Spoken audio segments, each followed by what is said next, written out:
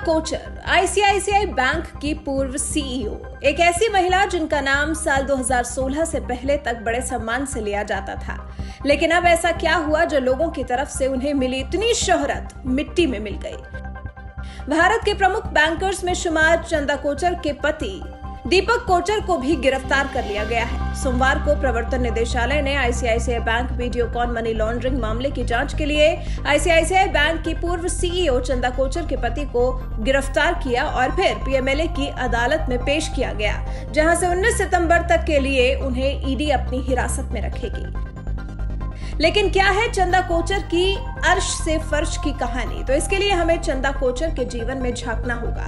राजस्थान के जोधपुर में एक सिंधी हिंदू परिवार के घर पैदा हुई चंदा कोचर बेहतर शैक्षणिक माहौल में पली बढ़ी। मुंबई यूनिवर्सिटी से कॉमर्स में bachelor, institute of cost accounts of India से कॉस्ट अकाउंटेंसी की और फिर मुंबई यूनिवर्सिटी से ही मैनेजमेंट में मास्टर डिग्री ली। साल 1984 में उन्होंने मात्र 23 साल की उम्र में industrial credit and investment corporation of India यानी आईसीआईसीआई में बतौर मैनेजमेंट ट्रेनी ज्वाइन किया। साल 1990 के दशक में आईसीआईसीआई बैंक खुलने में महत्वपूर्ण भूमिका निभाई, तभी उन्हें बैंक की कोर टीम में शामिल किया गया। साल 1994 में बैंक ने उनका प्रमोशन बैंक के असिस्टेंट जनरल मैनेजर के पद पर कर दिया। साल 1996 में ही वो आईसीआईसीआई बैंक की डेप्यूटी जनरल मैनेजर बन गई। साल 1998 में जनरल मैनेजर बनी और बैंक के टॉप 200 क्लाइंट्स का जिम्मा संभाला। साल 2006 आते आते उन्हें डिप्टी मैनेजिंग डायरेक्टर बना दिया गया। 2007 में चीफ फाइनेंशियल ऑफिसर बनाई गई। साल 2009 में आईसीआईसीआई बैंक की मैनेजिंग डायरेक्टर के तौर पर जिम्मेदारी संभाली। इसी साल ही चंदा कोचर को सीईओ का बेहद अहम पद भी संभालने के लिए दिया गया। उसके बाद करीब 16 साल तक सब कुछ ठीक चला। बिगड़ना शुरू हुआ साल 2016 से, जब बैंक के एक शेयर होल्डर ने तब वीडियोकॉन ग्रुप के साथ हितों के टकराव का मुद्दा उठाया, जिसके आधार पर चंदा कोचर के पति दीपक कोचर को गिरफ्तार किया गया। लेकिन क्यों? आखिर दीपक कोचर को क्यों गिरफ्तार किया गया? तो इसके पीछे की कहानी कुछ ऐसी है कि वीडियोकॉन ग्रुप को साल 2012 में आईसीआईसीआई बैंक से 3,250 करोड़ रुपए का लोन मिला था। वो लोन की रकम उस 40,000 करोड़ का एक हिस्सा भर थी, जिसे वीडियोकॉन ग्रुप ने एसबीआई के नेतृत्व में 20 बैंकों से लिया था।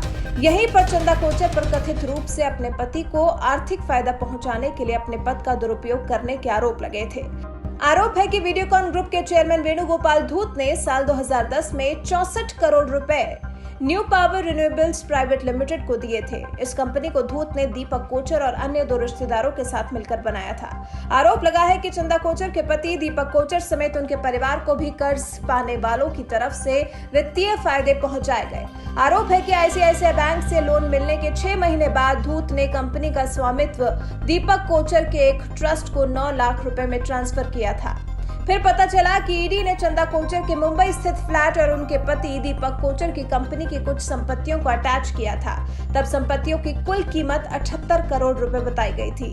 पीएमएलए के मुताबिक जिन संपत्तियों को कुर्क करने का अस्थायी आदेश जारी किया, उनमें कोचर का मुंबई आवास और उनसे जुड़ी एक कंपनी की संपत्तियां शामिल हैं। पति पर जब साल 2018 के अक्टूबर महीने में निवेश को लेकर गड़बड़ियों के आरोप लगे तो चंदा कोचर ने इस्तीफा दे दिया। उन्होंने अपने खिलाफ बैंक से जारी बर्खास्तगी लेटर को मुंबई हाई कोर्ट में चुनौती दी। उन्होंने कोर्ट से उस लेटर को वैध घोषित करने की मांग की है, जिसमें उन्होंने अक्टूबर 2018 में जल्दी रिटायरमेंट की घोषणा की थी और बैंक ने स्वीकार भी कर लिया था। जबकि यहाँ आईसीआईसीआई बैंक ने स्वतंत्र जांच कराने का फैसला लिया। मामले की स्वतंत्र जांच की जिम्मेदारी सुप्रीम कोर्ट के पूर्व जज बीएन श्रीकृष्णा को सौंपी गई। जनवरी 2019 में सर्वोच्च अदालत की जांच पूरी हुई और चंदा कोचर को दोषी पाया गया। सीबीआई ने चंदा कोचर और उनके पति के खिलाफ आपराधिक साजिश रचने और धोखाधड़ी का मामला दर्ज किया। ईडी ने मनी लॉन्ड्रिंग के तहत मामले की जांच शुरू की। कार्रवाई में आगे बढ़ते हुए ईडी ने चंदा कोचर, दीपक कोचर और उनके स्वामित्व एवं नियंत्रण वाली कंपनियों से संबंधित 78 करोड़ रुपए की संपत्ति कुर्क कर ली और अब चंदा कोचर के पति दीपक कोचर को गिरफ्तार कर ईडी ने पूछताछ के लिए अपनी हिरासत में लिया है। तो ये है चंदा कोचर की अर्श से फर्श पर आने की कहानी। इस पर आपका क्या कहना है? हमें कमेंट कर अपनी राय जरूर बताएं।